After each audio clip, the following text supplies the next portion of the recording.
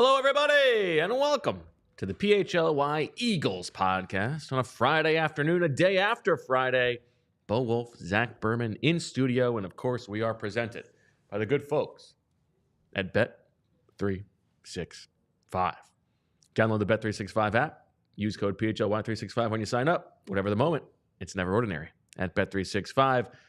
We're going to hear from Fran Duffy in a little bit for his thoughts. He has been in his cave, in his house, just crunching tape, just gobbling it up. And he's going to tell us what he has learned. But before we do that, and after we do that, a little hang sesh, Zach. Yeah. A little bit of a throwback, both of us on not a ton of sleep. I would imagine you had even less. How you doing? How you feeling? I'm excited to be in the studio with you and Julia. And it actually, as I was driving in, it brought back some memories of our first. So I said this the other day. Our first week here was a Thursday night game, right? Well, week 2 last year was a Thursday night game. So it was like that quick turnaround that the Eagles had.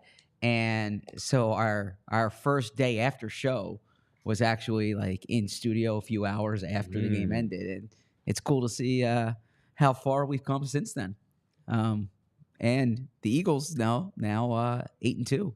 8-2, Super Bowl contenders, Zach. A team that is firing on 3 of 4 cylinders. The running offense, the passing defense, and the running defense. Passing offense needs a little bit of work. We can talk about that. A lot of work, I would say. Fair to say. But last night was an impressive performance from the grit and the grime that Nick Sirianni talked about. But just, defensively, an absolutely impressive performance. And boy, is Saquon Barkley having a historic season. You go ahistoric or anhistoric? Good question. I like to say ahistoric, but technically it's supposed to be anhistoric. But I prefer A before the vowel or B before the consonant. Okay. Well, what I've done to go through our topics today, Zach, I got a little rubric for you. It's a bit of a tick Bo, Zach. Bo, I like this, man. I'm going to give you the 3 categories. Yeah. And then it's A, B, and C. And you can pick A, B, C. The 3 categories are stork rank. Okay. Stork rank meaning? It's like a stack rank. Okay. Lurid thoughts. Lurid thoughts. Instead of lurid thoughts, lurid thoughts. Get in. I try to think like Lurie often, so this is good. Okay. And finally, we have let's get into it. And what's that? It's just big picture conversation. Okay. So let's go with Lurid Thoughts B. Lurid Thoughts B. How do you think that Jeffrey Lurie feels about the fact that he has a good team, but a team that is identity-wise a run-first team, knowing how he feels about wanting to have a team that is on the vanguard of the passing offense in the NFL? It's a fair question.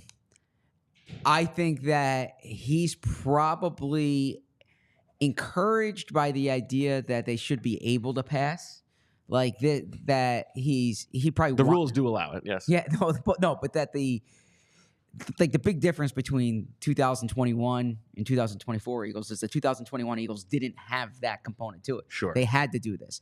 So the 2024 Eagles, in theory, should be a team that can beat you any which way. Could beat you on the ground, could beat you through the air. Now, they're not efficient enough through the air to do that at this point, but you would think that a team with A.J. Brown, Devontae Smith, Dallas Goedert, with this offensive line, with Jalen Hurts at quarterback, can have those prolific passing offense games. So if you're operating under the the premise that Saquon Barkley had last week, that they haven't even scratched their surface offensively, I can't imagine Saquon was referring to the running offense, right? So it's probably like there's significant upside from the passing offense. So I think Jeffrey is, first off, happy about 8-2, right? Understands that the best path to the Super Bowl is being in contention for the top seed. There's more advantage now than ever before because it's the only team that gets the bye week, right? And the Eagles are in contention for the top seed. And I think he also would probably be encouraged by the idea that they're not playing well, unless there is a chance that the defense regresses, but that offensively there's another gear for them to go into. You don't want the team that's playing their best ball in October or November.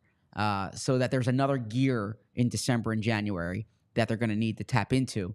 And I think that was a little bit of the concern, but like back in 2022, the Eagles were so hot, and then they kind of hit that lull, if you remember, around Indianapolis, and it's like Chicago. exactly. Yeah. So you want to be able to start the peak in December and into January, and for the Eagles to be a contender, it's going to have to be with the passing game being better.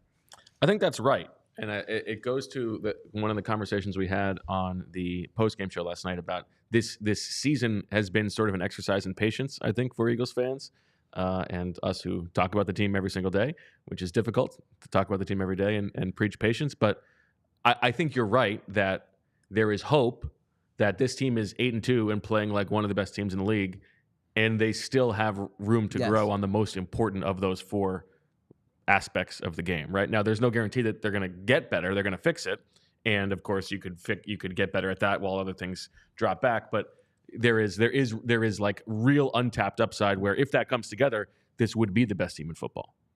Absolutely, and that's because the pieces are in place for that to occur. And that's why I think there is a reason to be optimistic. Like A.J. Brown, Devontae Smith, we know what they can be. I have another question about just in general how bullish are you on them getting that together? But just to underscore the point, like they are the most run first team in the NFL based on design runs. That doesn't even include Jalen Hurts scrambles. So it is a little bit against Jeffrey Lurie's I think the identity he would want the team to have. Then again, he cut the check for Saquon Barkley, so that is looking pretty good. And this offensive line, and he holds Jeff Stoutland in high esteem. So I think Jeffrey wants to be able to pass, but it's not as if he doesn't think running is important. He just doesn't subscribe to the idea you need to establish the run per se. Fair enough. Okay, you ready for your next? Let's do it. By the way, the way they played in the fourth quarter last night, I think that's how Jeffrey wants to play. Be able to run when the other team, And I do like the framing that I believe it was your boy Bill Belichick who said like the mark of a good team is that you have to be able to pass when they know you're going to pass, to run when they know you're going to run, to stop the run when you know they're and all that stuff. And so in the fourth quarter, when they know that the Eagles want to run, they have done a very good job at that. Well said. All right, what's your next prompt here? My next prompt. Stork rank Lurie thoughts. Let's get into it. Let's get into it. A. Do you think this will go down as the best Eagles defense you have ever covered? I have a hard time saying yes because in your time in the beat, they have finished third in defensive DVOA twice. Yeah, they have finished third 2 times, both Super Bowl years, 2022 and 2017. 2009, before your time, they were also third then. But the defense right now might be better than that.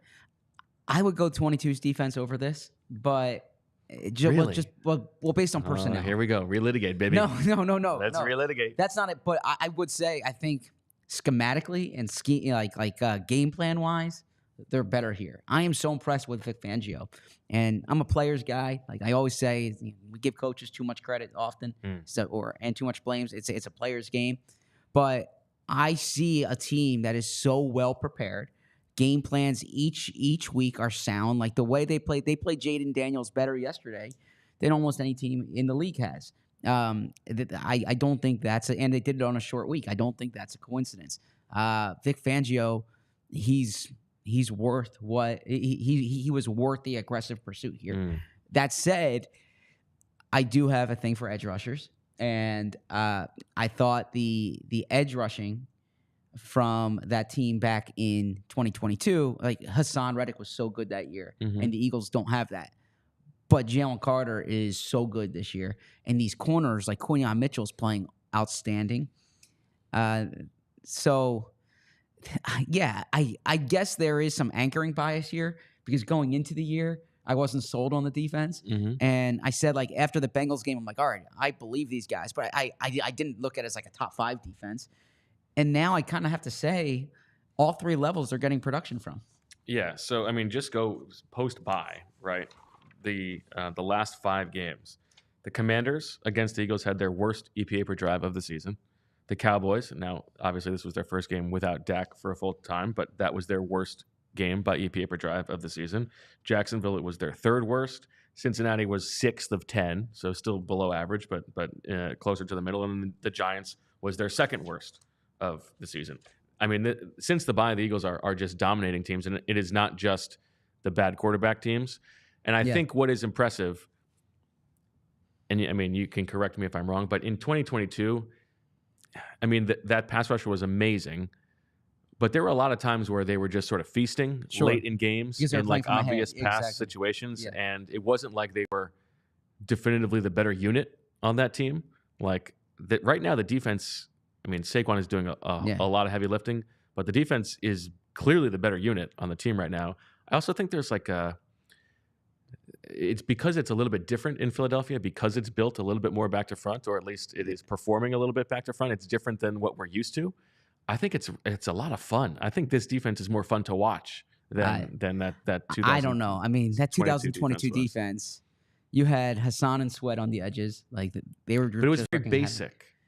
Yeah, but it was player driven. Like as Hargrave was awesome. Like all of their players were awesome. Exactly. So no doubt about it. But it was very much like we're just going to line up. We're going to play a very static style in this like basic zone defense, and we're just going to beat you man on man. I think this is a little bit more fun. I think this team is a little bit 1-11, a little bit more physical, a little bit more violent. Well, it's interesting you say that, because you know Sirianni, for as much as like he gets mocked sometimes, if you listen to what he says, it's like the message that he's often delivering to the team, and he's so insistent now on this concept of like toughness and physicality. Mm-hmm. Our identity is being physical, but really the team is playing that way, right? It's like on my piece on allphly.com, I kind of referenced that because I kept hearing it in the locker room. Like Jordan Mailata kept saying, like the will of this team, and players talking about the toughness that they have, and that the fact that they're the more physical team every week.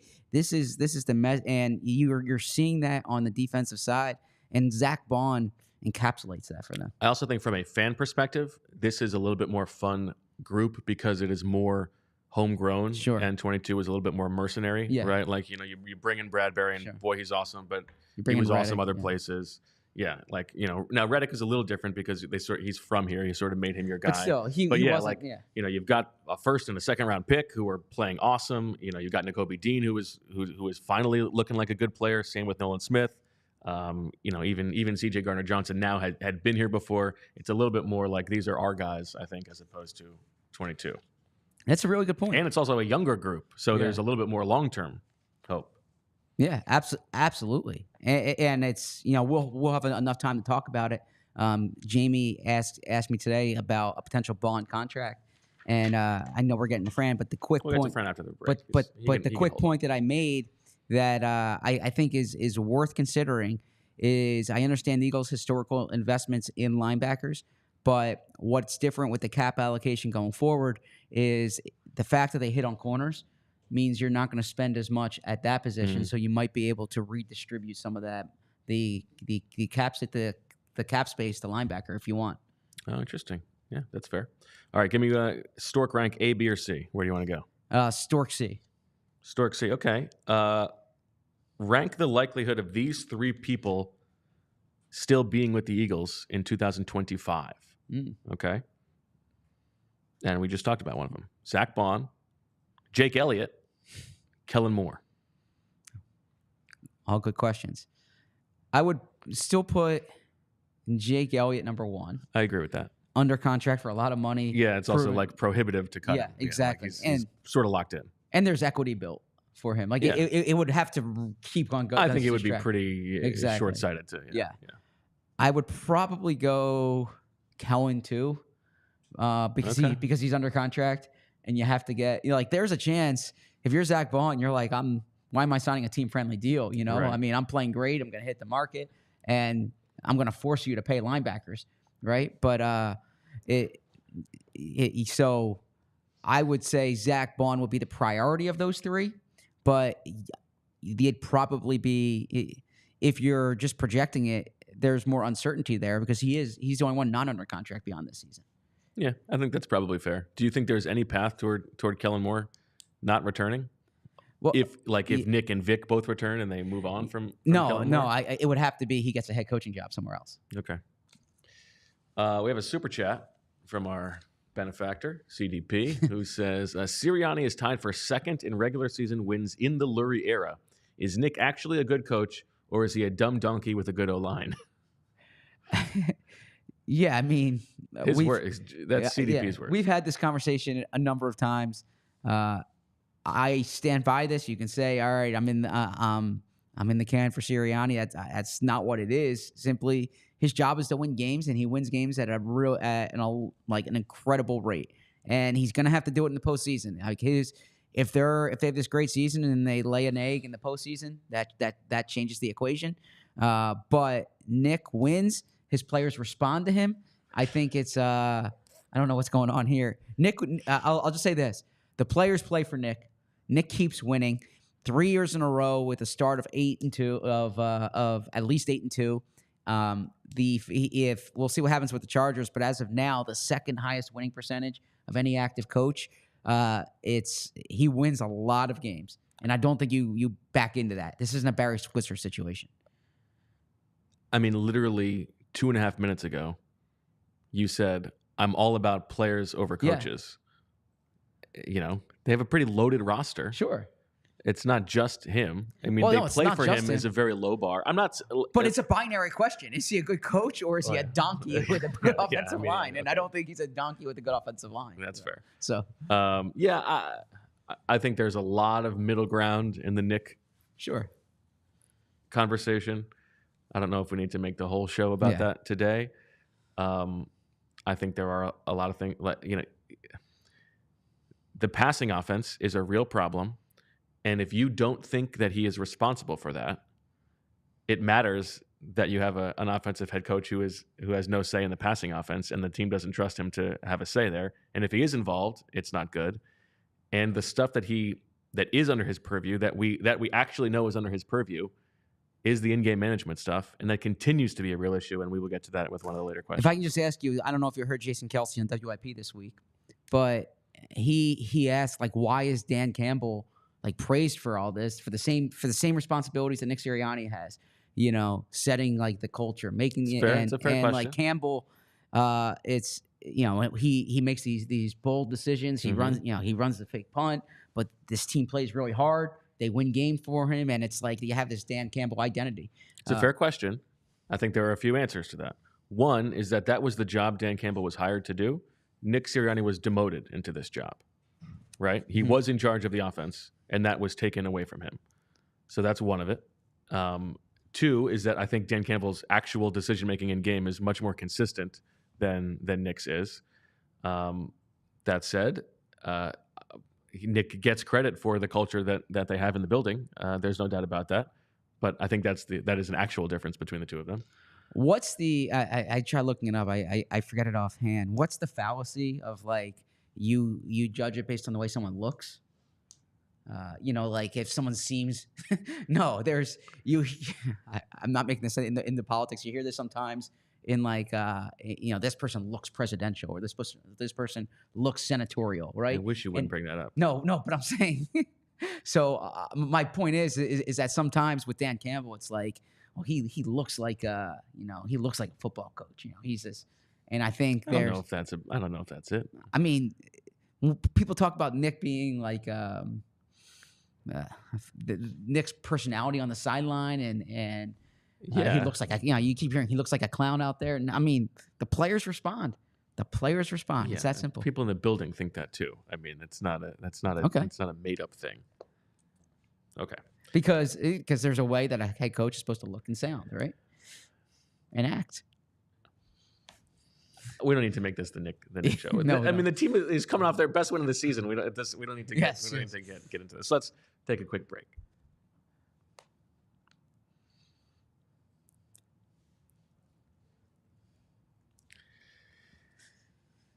You have a leaky pipe?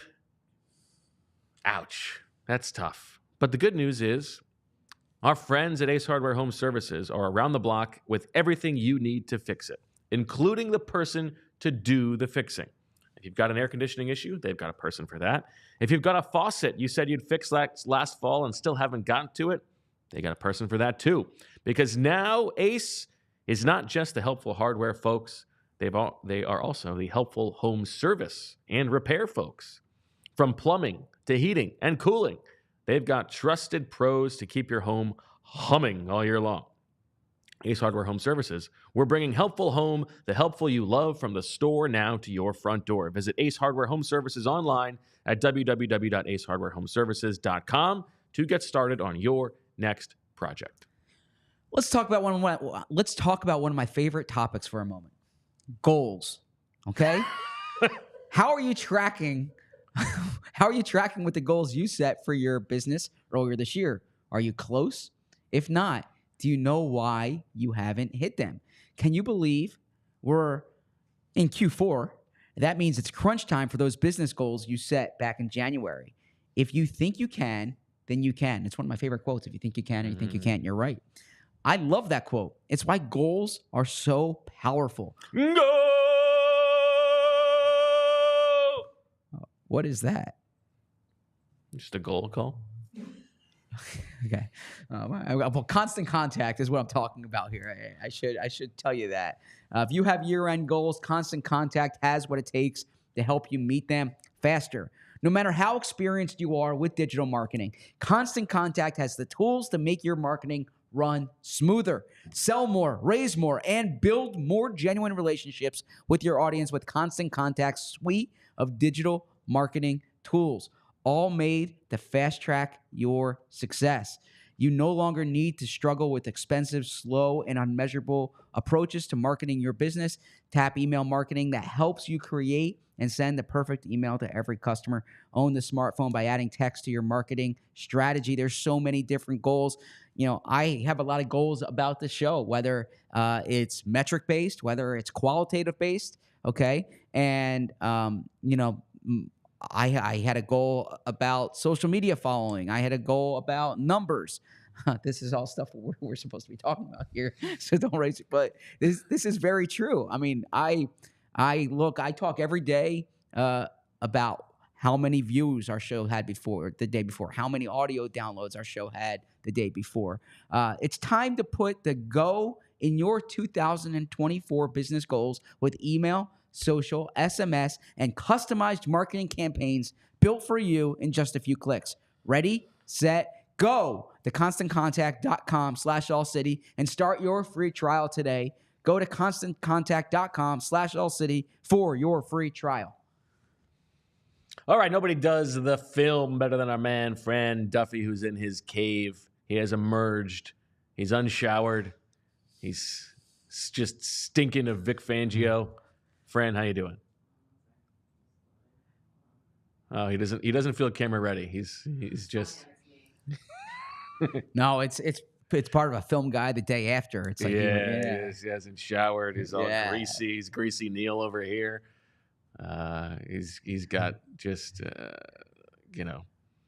potato chips hanging all over his body. You see that? You see that? Yeah. He dozes off. He sees cover 3 in his eyes when he dozes off. How you doing, Fran? Doing all right. I'm that just you going off like that reminds me of the Fran Brown quote from this week, the Syracuse head coach, that he does not shower after losses because the only winners wash. Yeah, it's a zero sum shower count for Syracuse grads. If Zach gets to 3, Fran Brown's not allowed to have one. You just got to pick up his slack. Yeah. All right, Fran. Would you like to start with the defense? Let's start with the defense. The defense has been so awesome. You said last night before we signed off on the postgame show that the thing you were most excited to watch was Quinyon Mitchell. So you did it. How impressive was it? What were your takeaways from Quinyon Mitchell against Terry McLaurin? Terry McLaurin, the next-gen stats said 20 snaps of the two of them going up against each other, no targets on those 20 snaps. Yeah, I mean, it was really good. I think when you look at Quinyon Mitchell, the fluidity and the instincts in coverage all show up. The Eagles played a ton of zone in the game last night, and I was interested to see, like, okay, were they gonna throw anything special at Jaden Daniels? Were they gonna mix up coverages? Were they gonna disguise those looks pre-snap and change? I mean, honestly, they just went out and they said, we're going to execute our game plan. It's a short week. We're not going to put anything in crazy. Let's just go out and just play and do what we do. And they did it at a high level. You know, they were on third down. They played some quarters. They played some cover two. They played some cover one at times, but I mean, they didn't go nuts in terms of, you know, mixing things up and disguising. So I think when you look at Quinyon in this game, I wouldn't like. The thing is, the numbers, they were outstanding, and he did a great job of taking McLaurin away early in the progression for Jaden Daniels a number of times. It was a ton of zone, but it's not like they gave him a lot of help. The only time I saw like a designated double team, ironically enough, was on the final play of the game. They did a bracket coverage down in the goal line on the touchdown to Zach Ertz. But outside of that, I mean, they gave him no help when it came time to go up against Terry McLaurin. I said on Anthony's show this morning that the way Jalen Carter played, because he was outstanding, you guys discussed that on the postgame show, but it's the type of thing that you can only fully appreciate by watching it. The statistics don't necessarily show like how dominant of a performance it was, played every snap. When you went back and watched the film on Jalen Carter, what stood out to you? And was there a point in the game when you saw Jalen Carter pointing directly in your direction for doubting him over the course of the last week? Like, first of all, all I said last week was that he was not like he did not. How exactly did I phrase it? I think I phrased it that I think it's fair to say that he has not been as dominant before this game. Yes, before the game, I said that it's fair to say that he was not as dominant as what our preseason expectations were consistently throughout the year. But every game, he had these wow moments, right? And so I think that's fair. I mean, he was excellent against the New Orleans Saints. We talked about in the summer. Our expectations going into the season were a borderline defensive player of the year level season. Like what we saw last night was what we expected. Look, it's tough to expect that every single week from a second-year player, right? But you expected to see that more often than not. And we haven't seen it more often than that, which is perfectly fine. It's not that he's a bad player. He's still their been best the best player on the lineman. defense, yes. Yes, exactly. So I think when you look at Carter, what you saw last night, I mean, he played every snap, as Zach pointed out at like 5:30 this morning. ZB, I don't know how you did that, getting up that early to tweet the snap counts out. But when you look at Carter, he played every single snap. He was outstanding against the run. He was disruptive against the pass. He had 3 quick pressures in the game, which was the highest that he's had. And Next Gen Stats defines a quick pressure as a pressure in under 2.5 seconds. Now, I went back and I looked and I was like, all right, like what was his get off time? You know, it was actually over the course of the game. He had his slowest get off time of the season, average get offs. But look, he played every snap, right? So that's to be understood. I can't believe he played every snap. That's insane. I've never seen a D lineman in my time covering the team do that. Yeah, so he played every snap. The average get off time was down, but again, there were a number of these snaps where he's like flying off the ball. And we even saw it when we were watching the game last night during the watch along. A number of times we're like, man, the D line is just flying out of their stance. So then I went and I just looked at his like average time to pressure, and it was 1.7 seconds flat. And I was like, holy cow, like that is like really insanely fast, 1.7 seconds. So I just went and I looked and I said, all right, for defensive tackles that have had at least 3 quick pressures this season, there have been 29 times this year where a defensive tackle has had that many quick pressures in a game. The previous low in terms of like average time to pressure was 2.03 seconds. That was Christian Wilkins. 1.7. That I mean, you're talking 0.3 seconds there. That is a huge amount of time, a huge disparity between number 1 and number 2. He was flying off the ball. I would say most of his wins came against the center or the right tackle. I would say Cosme was able to get him in pass protection more often than not. Now, obviously, he had that one win against Cosme early that helped set up the sack for Josh Sweat. But overall in this game, I mean, Jalen Carter, that was what you expected, especially in these crunch time games and these big high leverage moments. He came through in a big way.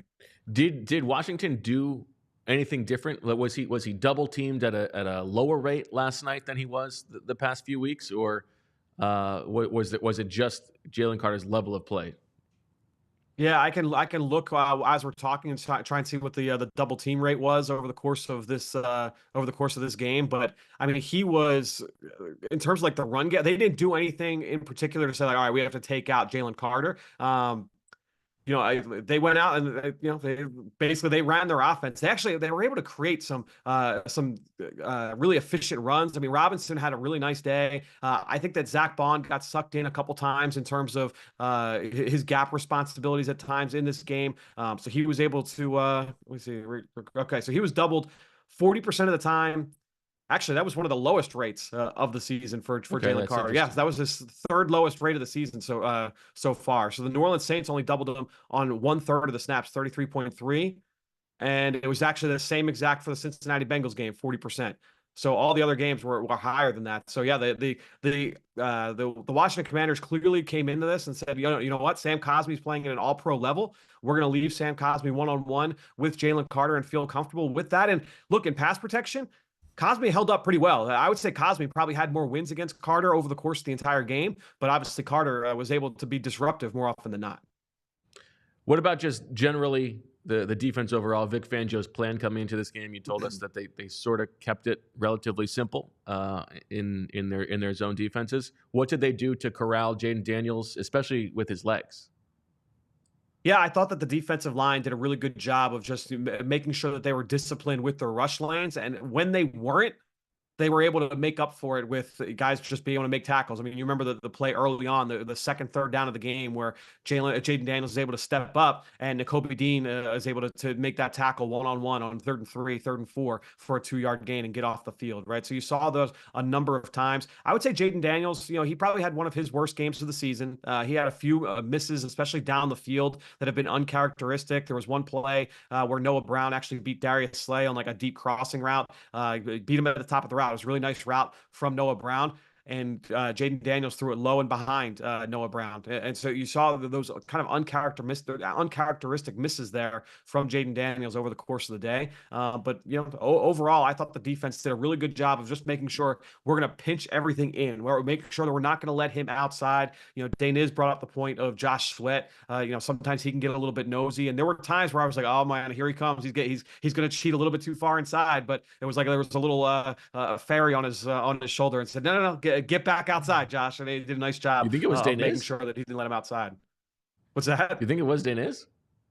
Might have been. It might have been Daniz and up in his seat, just making sure that he was whispering in Josh Sweat's ear.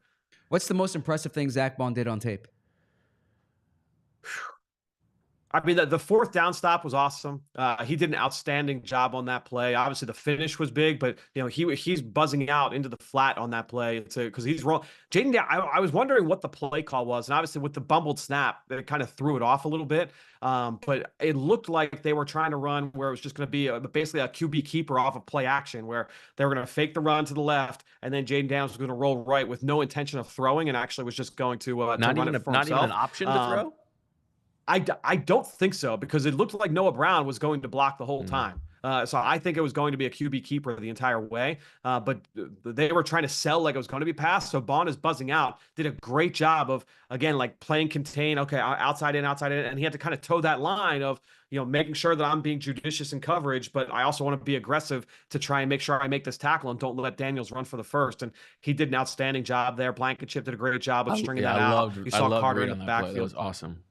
Yeah, just a full team effort. It was big time, certainly, on that one. I think Nolan Smith is a guy I thought really popped on film a number of times. Obviously, he had that sack, but the range he showed in the run game and in the screen game. The screen defense was once again really good in this game, and it has been over the last few weeks. And so you're seeing defensive linemen chase downfield. The missed tackles certainly popped up, especially in the first half. I know Nick Sirianni talked about that in the post game yesterday. I think when you look at that, that's probably the one area where the coaches would not be happy overall in this game. But outside of that, you got to be thrilled with the way that they performed against what was one of the most explosive offenses in the game.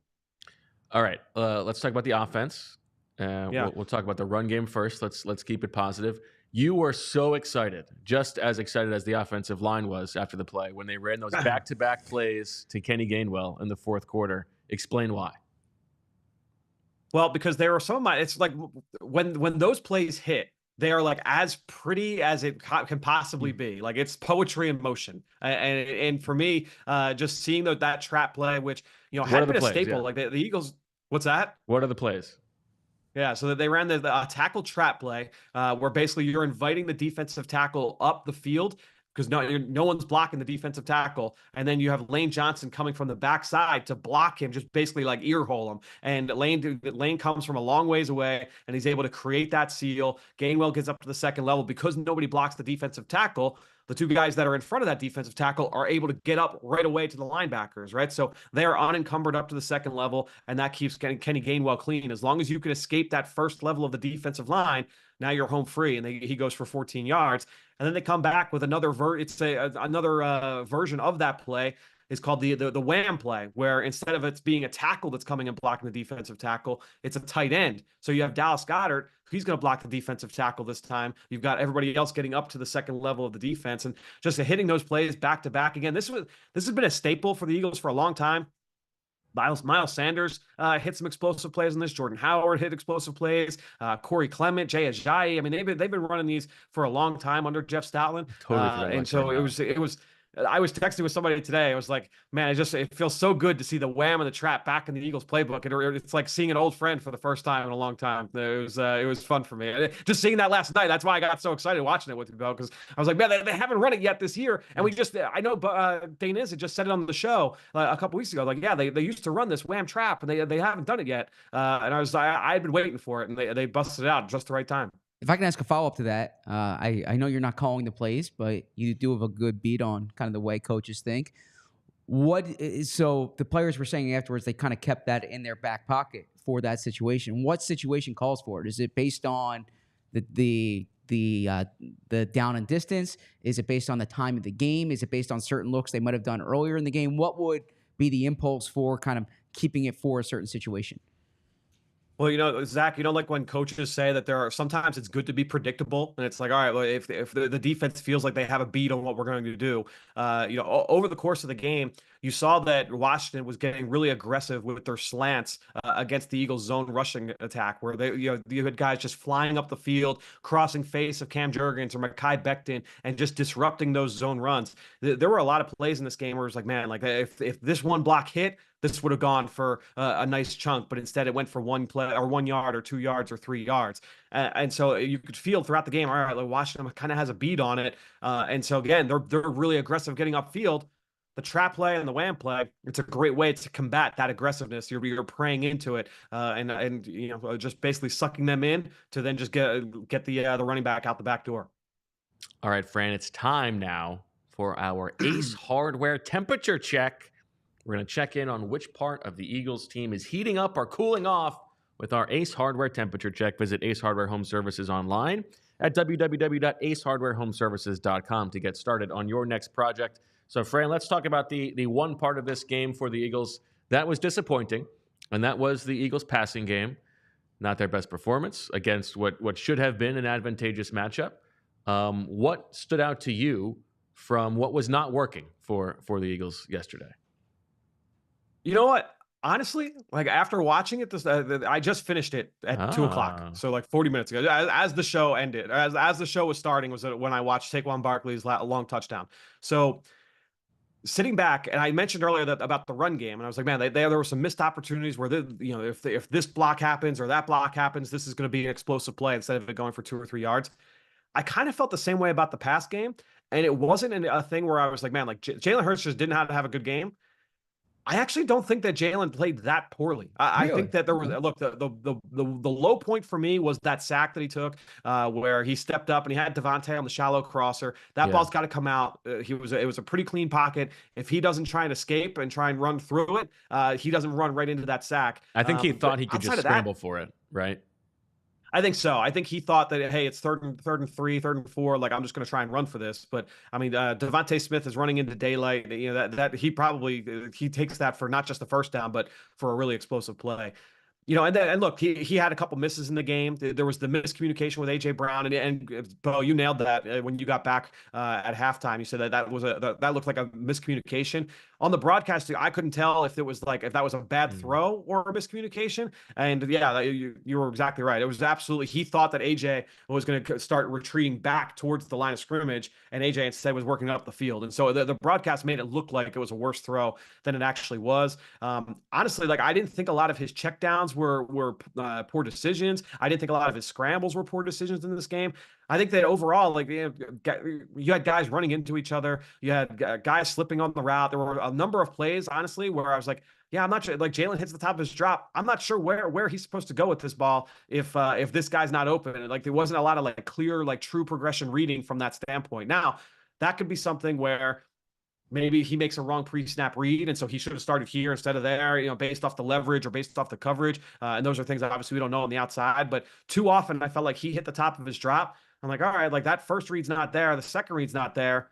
I'm okay with him throwing this check down, or I'm okay now where he's gonna break out of the pocket. I'm okay with him not throwing that throw in the middle of the field. So overall, I actually felt a little bit better about that. And honestly, like the Eagles should have won this game going away, guys. Yeah. To me, like when I look at so many of the mistakes that this team made offensively, this should have been like Kenny Pickett should have been in the game late in the fourth quarter. That's how this game should have gone if you take into account some of the mistakes this team made. Certainly the missed field goals play into that, but I mean they shouldn't have even gotten to that point with some of the points they left on the board. So specifically with the passing game being stagnant in this game, if it's not Jalen, was it offensive schematic design or was it just good defense from the Commanders? A little bit of both. I think obviously you always look at the way that the defense was able to deploy their guys and try and take things away. They tried dialing up some bigger plays down the field. There were just a number of plays where I'm like, yeah, I didn't love this design or I didn't love this play. We get back to like the things we talked about last week against the Dallas Cowboys, where it was a lot of like that ISO ball mentality of all right, we're just going to ask these guys to win and we're not going to try and craft anything up to create separation on their own. They tried the shot play downfield for Devontae Smith off the faking the bubble screen and then trying to work him down the sideline. Washington swallowed it up. They took that throw away. And there were just a couple plays like that where, they had some things dialed up for down the field. Washington sits on it, and it's like, all right, like if there's no other option for Jalen to go with the football, he ends up throwing it away. And so when we're sitting there watching, we're like, man, like how is there nothing open down the field? There was nothing there, and I just felt like Jalen actually in this game overall, I didn't think he made that many poor decisions with the football. But there was a clear difference, at least statistically, between the first half and the second half with Jalen. The ball was on the ground a lot in the first half. It was his most incompletions of the season. In the first half, he was 8 of 9 in the second half. The passing efficiency was much better. Now, I know the Saquon play kind of skews those numbers in Jalen's favor, and that was more Saquon than it was Jalen, with the yards after the catch. But did you see adjustments that they made going into the second half? Obviously, we saw the running game, but the passing game was much better too. But what did they do differently in the second half? Yeah, I thought that we saw, there was a couple under center play action boot plays where, Jalen was basically he's rolling to his right or rolling to his left and just, very decisively. All right, like I'm going to throw this ball to the flat. Easy throw, not a lot of thinking involved. Like, and to me, when you look at what this offense can be in terms of all the reads that, especially like how much RPO and how much zone read you put on the quarterback. I've heard a lot of quarterbacks say this in the media over the course of the last few years as RPOs have become more prevalent, that even though that's a run that can be a run play, it still requires like a lot of thinking for the quarterback. And it's like almost like, just give them some handoffs or even some of these play actions, these play action boots where it's just there's not a lot of thinking involved. And you can almost like give your mind like a little bit of a respite, like a little bit of a break, mid drive, instead of just having to make these calls time after time after time. And so just working more of those easy button throws in, I think is beneficial. One thing I thought that I actually wrote down a little bit as well. There was I want to say it was a 15-yard completion to AJ Brown on a slant route. I think it was in the second quarter. It might have been the third quarter, where it was a 1st and 10 slant route, and it was an RPO.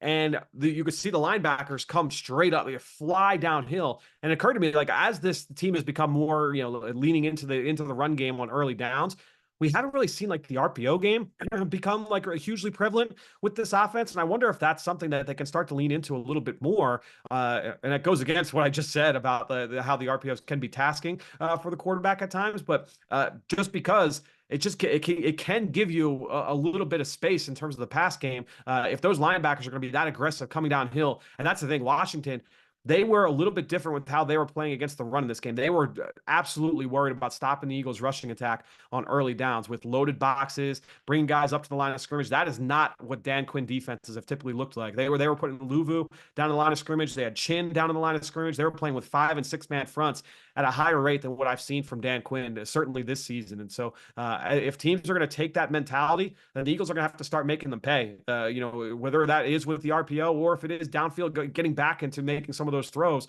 on early downs. If they're going to dare Jalen Hurts to pass, they have to take advantage of some of those opportunities. All right, Fran, we look forward to the more extensive recap on allphly.com. That's coming, this weekend? Yeah, it's coming this weekend. Break. Maybe Monday morning. If not, latest on Monday. Okay, then we will talk to you, of course, next week on the show. Make sure you shower up now that you finish the film. Showers are good.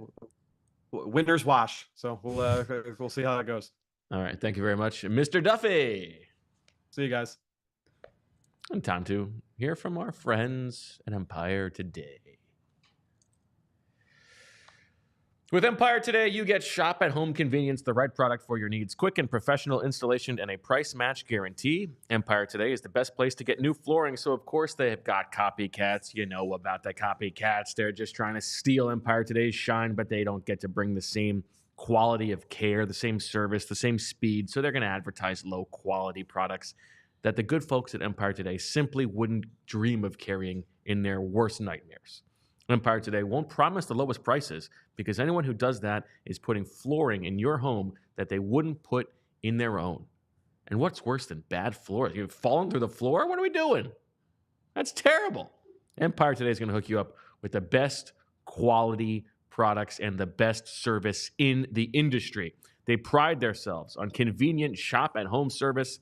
They help their customers shop for floors where they use their floors so they can see exactly what their new floors will look like in their homes with the lighting and the decor so they can make an informed decision. Empire Today also services their own warranties, and if an issue does arise, you can just call Empire Today because they service all the warranties themselves. You won't have to track down a manufacturer's phone number. If you're getting new floors, there simply is no other option. It's Empire Today or it's nothing. Schedule a free in-home estimate today, and the good news is that all listeners can receive a $350 off discount when you use the promo code PHLY. Restrictions apply. See empiretoday.com/PHLY for details. Question for Bo and Julia. How much money do you think... How much money do you think most Americans spend on subscriptions per month? 240. Julia? The real number is closer to 300. Okay, that's a big. It's a difference. Even if it's just a couple of subscriptions fall off your radar, these recurring payments you don't even know about can really add up. Thanks to Rocket Money, you're no longer losing money because of subscriptions that you forget about. Rocket Money is a personal finance app that helps find and cancel your unwanted subscriptions, monitors your spending, and helps lower your bills so you can grow your savings. See all your subscriptions in one place and know exactly where your money is going.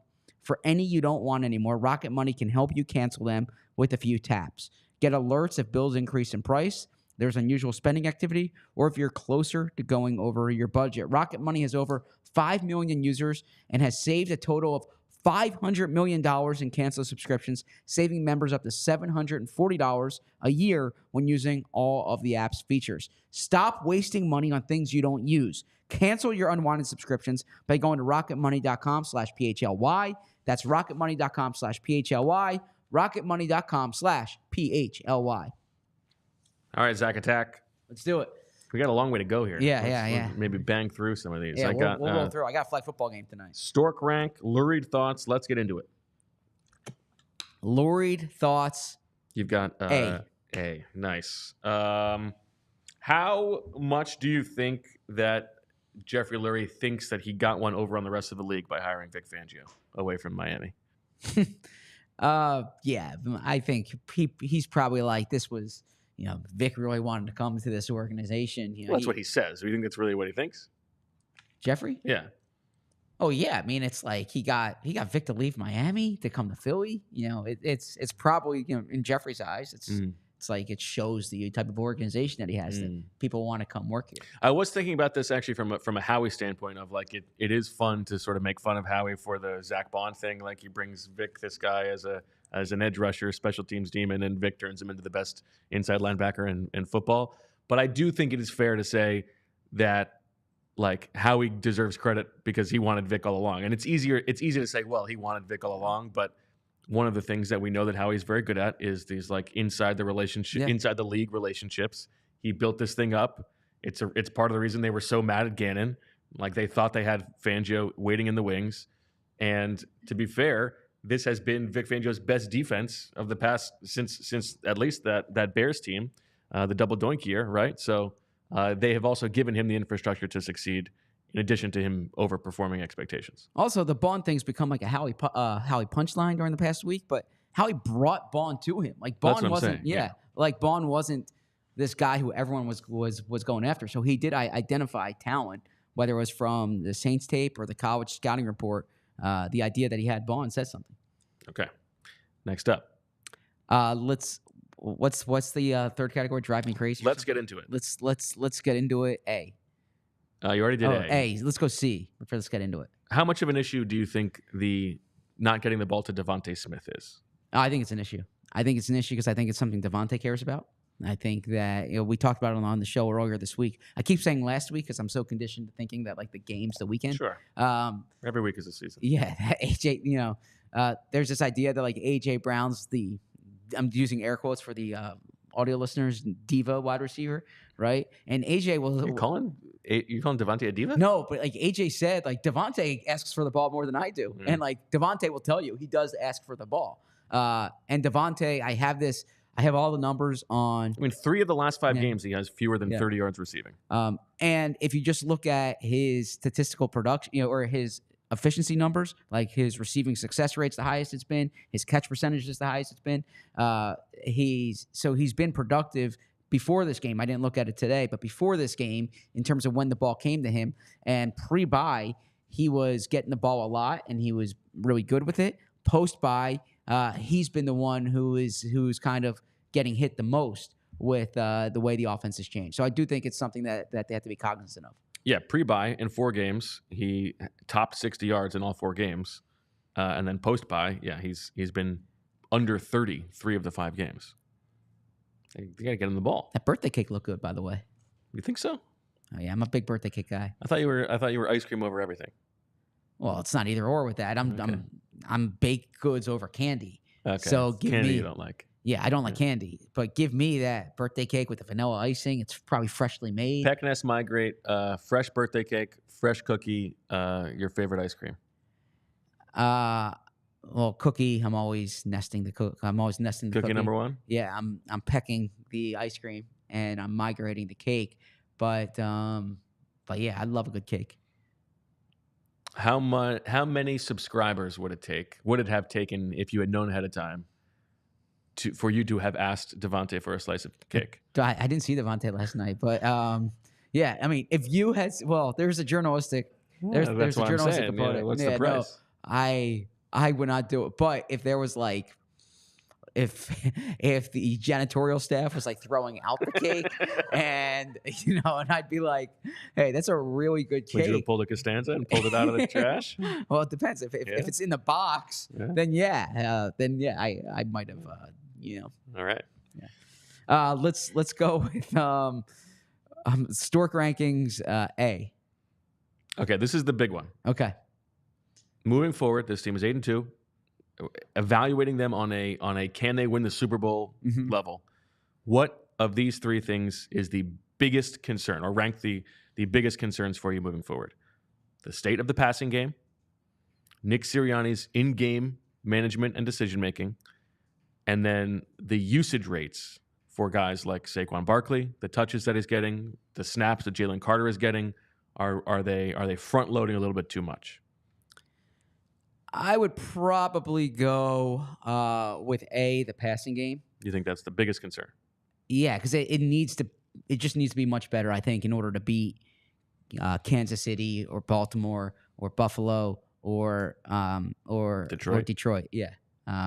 And look, San Francisco might even go on a run for all we know. I mean, losing Ayuk hurts them, but I think the Eagles, they're playing really well. Obviously, they're 8-2, but it's not like they're scoring into the 30s. And how many times in recent weeks have the sentiment that Fran shared a few moments ago, where like they should have won this game like in a blowout. This should have been Gainwell in the fourth quarter, and it's like it's becoming a pattern, and it's because look, for as impressive as that fourth quarter looked, they did not have a touchdown in the first 3 quarters of the game. That is bad. Like we're talking about the Jake Elliott misses because they weren't converting in the red zone. They weren't converting on they stalled drives late, and so. You can't have empty possessions when you're trying to win. The last Super Bowl was an example. You can't have empty possessions to win a Super Bowl. And then what's number 2? Usage rates or Sirianni? Probably usage rates because these guys are playing at such a high level. And, if you're getting 60% or if you're getting 60% of what you have from Saquon, then that affects things. If you're getting 60% of what you get from Jalen Carter, that affects things. Now, I think in Saquon's case, like the passing game can compensate for it. But in Jalen Carter's case, there's not like another blue chipper coming on that defensive line. Yeah, that's fair. And then, decision making. I frankly think like Nick needs to make sure he keeps his foot on the pedal. I don't think Nick coached the Super Bowl well. We've discussed it. I think he was too conservative. What did you think of his decisions last night? How did the end of the first half sequence? I'm sorry.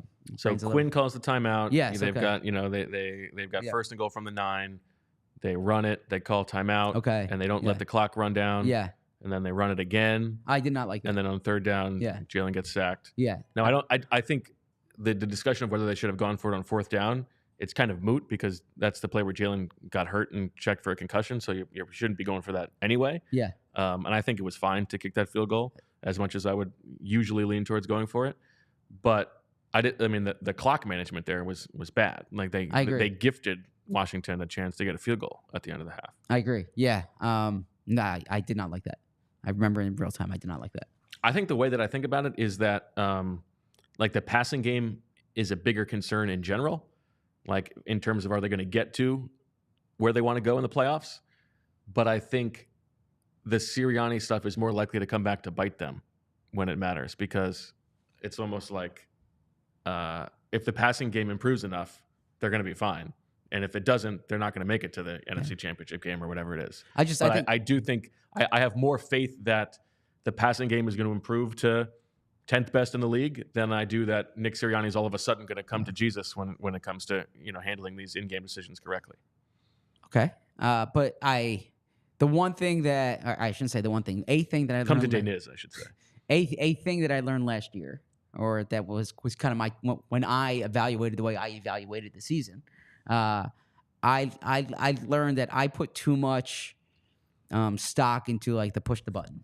That you have the talent, you can just push the button. And I kept saying during that run last year, like they have too much talent to play this way. They have too much talent. They're the more talented team than Arizona. They're the more talented team than the Giants. They're the more talented team than the Bucs. Mm. And like it gets to a point where there's enough evidence that it's not what you can be, it's what you are. And so it is November 15th today. Mm-hmm. If the passing game's inconsistent 11 weeks into the season, then I agree the upside's high on that. But we have seen, but I think it's a little different because we have seen them already improve a few things as the season has gone. But I've learned that I can't just say they're just going to push this button, everything's going to work. No doubt. Yeah, no doubt. All right. I'm going to give you Lurie Thoughts 3. Yep. First, this is a two-parter. How much do you, and by the way, thanks for watching on the tele. All of you people watching on the television, if you want to watch the end of the show, go to allphly.com and check us out.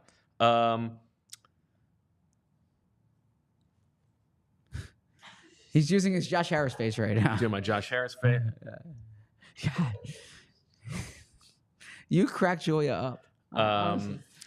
On the Josh Harris front, how much do you think that Jeffrey Lurie thinks he's better than Josh Harris? Oh, yeah. Given not only he's the better owner in the city, you hired Cliff Kingsbury, my sloppy seconds, and we beat you last night.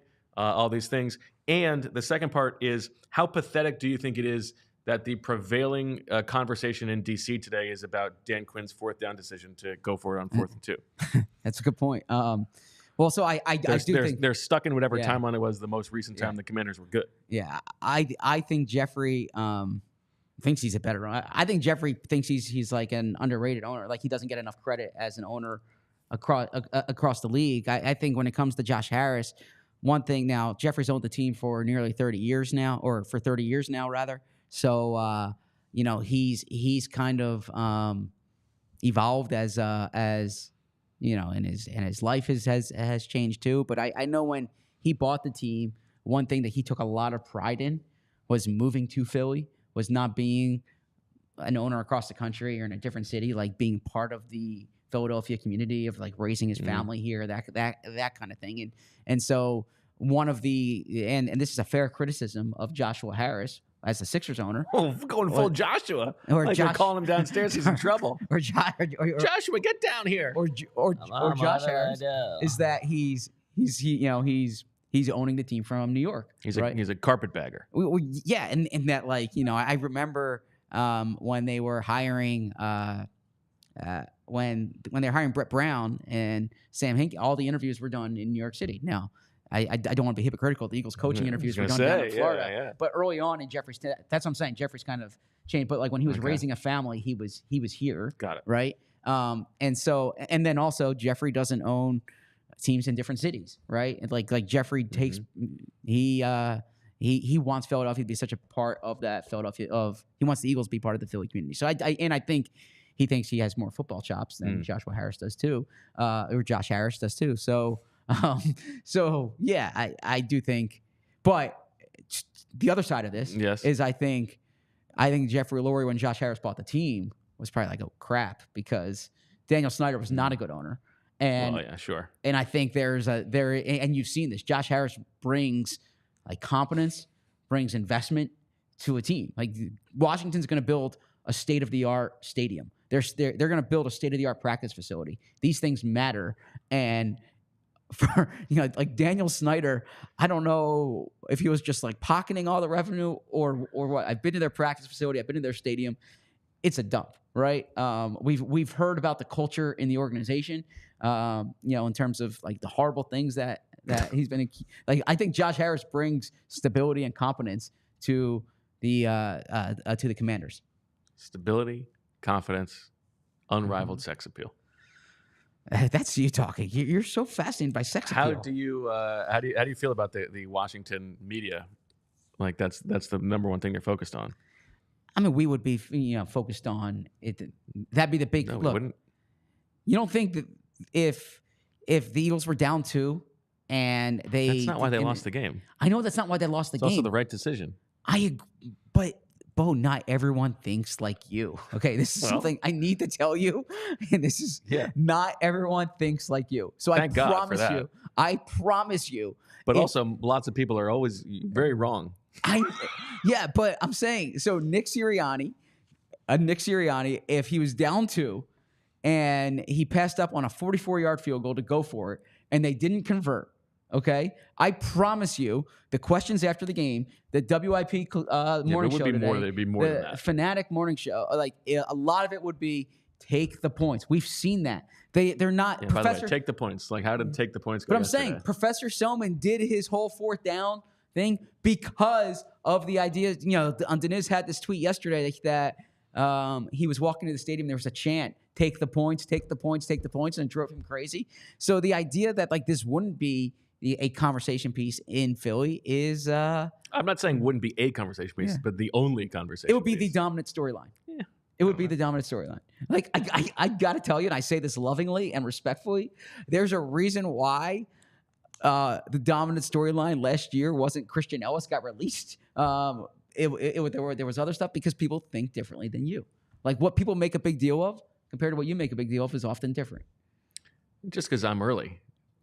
Usually, I mean, who was talking about Sirianni before I was? That's true. That's true. Well done. You're correct. All right, last 2. Let's get into it. Will Brandon Graham retire? I still think he's going to retire. He's playing He's playing so. That's insane how good he's playing. I mean, And I still think he will too. I still think he's going to retire. And I got to say too, like Brandon is everywhere. Okay, he told us last year, like he says yes to everything. He is the nicest, like, but he's doing everything. I can't imagine he's just going to do another year of like the Brandon Graham tour. Like at some point, I think Brandon's going to say, all right, I think let's leave well enough alone. 15 years is such a round number. And the other thing too is, you think that's why you think he likes the round number? and if they win, it's gonna be hard for him to, if they go deep, it's gonna be hard for him to come back. All right, last one, Stork rank, the underrated players from last night's game.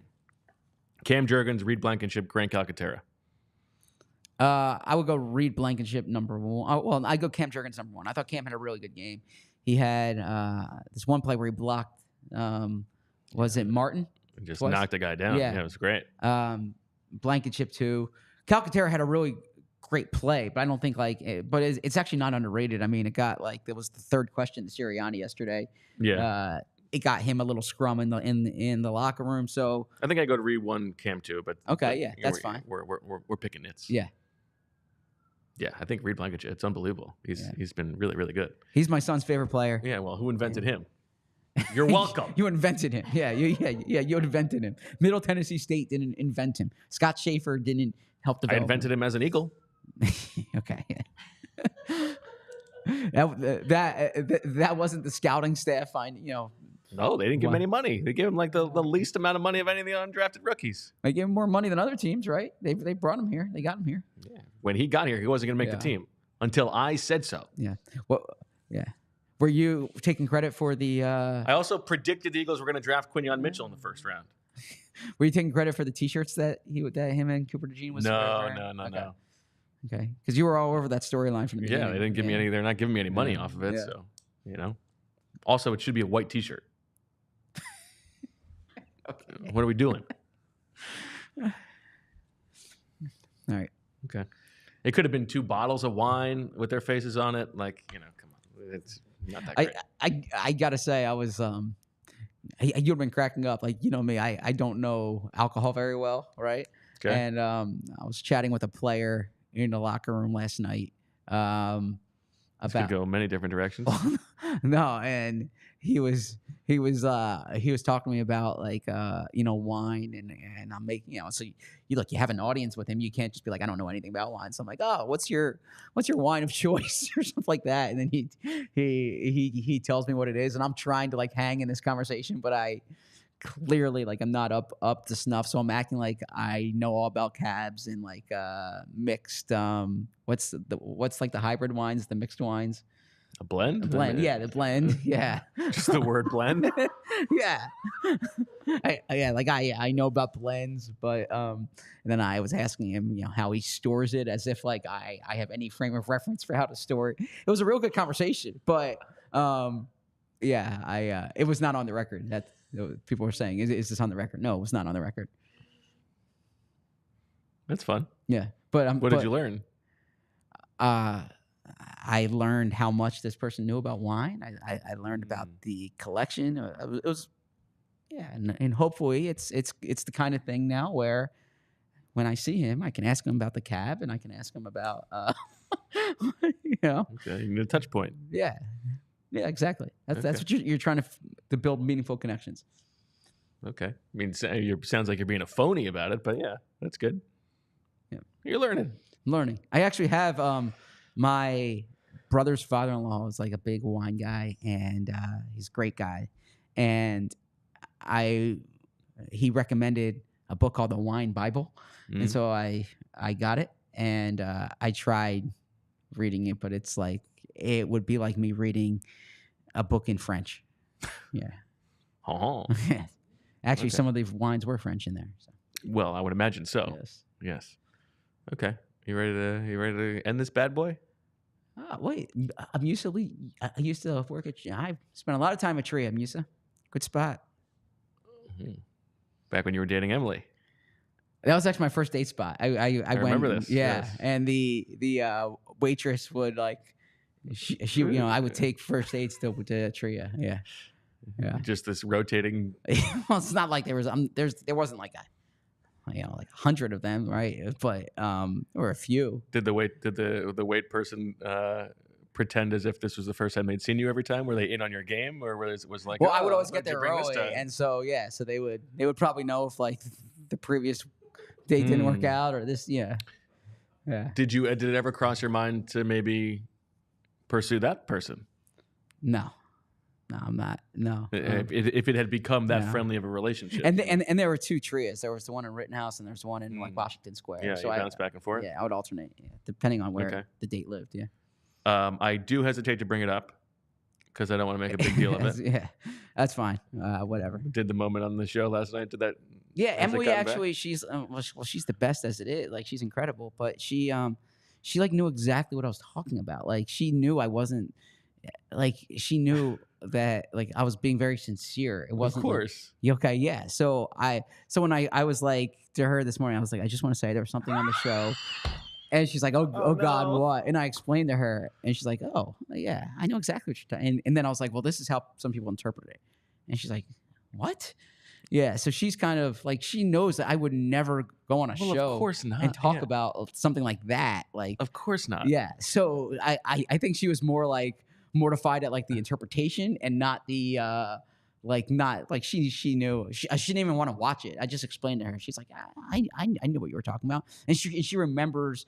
Remembers the Vinny. She doesn't remember Vinny, but she remembers like that period of our life and like that sentiment that she had. I also felt bad, by the way. Like I think I overstated. Like I didn't have like 100 people coming up to me. Right? Like, it wasn't like that. I mean, I'm like a nobody compared to Vinny. But it was the type of thing where like she would get into because during football season, and especially back then, I was in like a mode, right? And so when we would go out, it would be like the only time that like I'm not attached to my phone about every transaction. So yeah, that kind of thing. Okay, good stuff. But I've been reading the comments, and I got to say, like, you're giving me far too much credit. There was no like comedic timing or that, or anything. I was just being sincere at 2 a.m. or whatever it was. Yeah, like, but it was very good. I should have, my semantics should have been better. I was starting to like get a better relation. Like we were getting more serious at the time. I was getting more serious about her. Okay, I'll say that. That's probably a better way to frame it. But what does that mean? I gotta say, just like how Vinny was like learning more about sushi, or like getting more, he was appreciating sushi more. I was appreciating Emily more then. How about that? Better way to frame it. I feel like now you're making it sound like she had to win you over. Well, it wasn't like we weren't. I wasn't like married to her from the first date, right? But I mean, Julia, can we get this guy a shovel? No, we weren't married for the first date. We were, you had to. But I got to say, one of the things that was always challenging, well, especially when we did Birds with Friends, I got to say, was like you and Sheil both met your significant others when you were in college, right? Mm-hmm. So neither one of you like experienced the angst, anxiety, or sometimes the fun, like in your 20s of like meeting people, going on different dates. So like you guys always had this fascination about dating back then that to me it was just like it was normal for people in their 20s who didn't meet their significant other when they were in college or high school. Yeah. Okay. Yeah. So I always thought you guys made too big a deal about that. Okay, I'm sorry. Yeah. No, it's fine. It's kind of like there's it's like when like national reporters from New York like meet someone in a diner during it's like this is the way, it's like, no, this is just normal behavior people eat at diners. Yeah. Okay. Yeah. That works. All right. I got flag football tonight.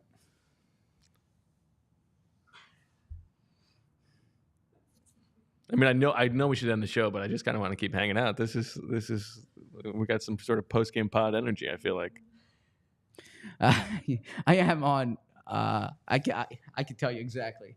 How many hours? How many hours do you think? Hold on. Give the chat a second to weigh in. Okay. I'm going to put the over-under at 3 hours and 7 minutes.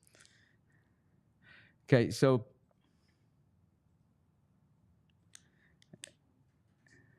whoop whoop. Is it the whoop? What is it? It's the Aura Ring. The Aura Ring. Okay. No free ads. So here you go. Oh, okay. It was actually longer than I thought. Oh no, that was the night before. So hold on. You went into a Thursday night primetime game on knowing 3 you hours, needed sleep, and you only got I actually only got got 3.5 hours Wednesday night. Zach, what are we doing, man? 3 hours 34 minutes. So that was actually last night. Last night. Oh, wow. 3:34 last night. 3 hours and 41 minutes. He almost 3:34 last night. Okay. What was it the night before? The night before was 3 hours 35 minutes. Zach, what are we doing, man? I went to bed at 11:21, but I got up at 3:35. Oh my God. Why? You gotta take care of yourself. I'll tell you why. It's Wednesday night before Thursday night primetime game. That's because I was doing the book signing and I didn't write I didn't finish the notes, and I wanted to get the notes up before. So there was I needed to get some stories up during the day. So that's what it was for Zach, that. you got a night game coming up. Yeah, but I needed to be more efficient. You know, it's like how Deniz says. You can't do everything. It's like how Deniz says the way to avoid third downs is by being better on first and second downs. I needed to be better on Monday and Tuesday last week than I was. That's how it was. Zach, can you, after flag football tonight, go home, take an Advil PM, go right to bed, please? Yeah. I actually that is my plan tonight. Okay. All right. Well, now I feel bad. I got to get you going because you can maybe. I mean, I would say so you could sneak a nap in, but I think we all know that that's not going to happen. Zach, you're a prince. Thank you very much for barreling through today. Julia, thank you for making it all happen. Fran, thank you for just climbing into that Gollum cave of yours to watch the film and come out unshowered. We appreciate that, and we look forward to all of the content to come on allphly.com for the diehards. I mean, why would you not be a diehard at this point? Good stuff. Enjoy the weekend, everybody. You got a free weekend. You got an Eagles win to dream about and celebrate. It's a good time. Good time to be an Eagles fan. We'll talk to you on Monday. I got a full slate of shows next week, of course, starting at 2 o'clock. That's all. That's all we've got. We'll talk to you on Monday. And as always, we love you. We all silly like the mayor.